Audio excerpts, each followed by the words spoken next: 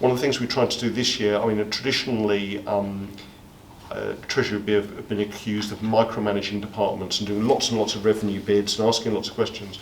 This year, what we've been trying to do is saying, look, that's your allocation. That's what we think we can afford. It's up to you to go out and spend that in the best way possible. And so we've been asking various departments to say, right, what do you want to stop doing that's no longer having an economic benefit to the country? What do you want to start doing and actually take control, both responsibility and accountability for your own budgets? Similarly, with the capital programme, what we've done traditionally is everything has to come in February's budget for the whole year.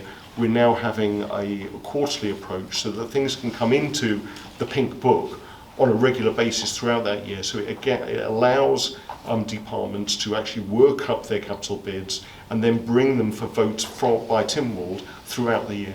Will that mean these projects are afforded the same level of spending is afforded the same level of scrutiny? More scrutiny, because the idea about putting them into a design and feasibility stage right at the start is that they will be worked up, they might even be tendered out, that when they hit the floor of Tynwald, they will have a costing, they will have a design, and they will have a timeline. So hopefully we can get around some of the problems. For instance, Castle Russian High School, that's going to be one of the first schemes that goes through this, first major capital schemes that goes through this project. That's already been in the pink book for about 5 or 6 years, or if not more. That's now in the design and feasibility stage. When that comes to be voted on in Tynwald, there should be pictures of it, there should be a decent costing of it, and a timeline for when it can start being built. Is it dangerous if you're that far advanced and Tynwald Tourism says no, it's going to put developers off?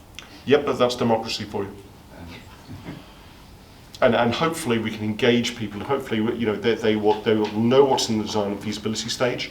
They'll have that list, and they'll know when it comes to Tynwald that it's got a much better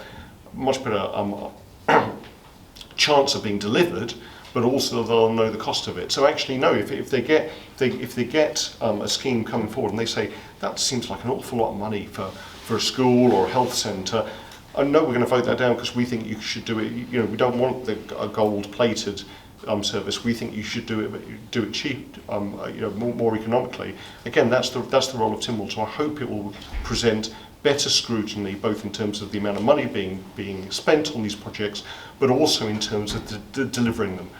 I think it's become a little bit of a farce that Tynwald will vote on hundreds of millions of pounds worth of projects, and only about 50% of them will actually be delivered.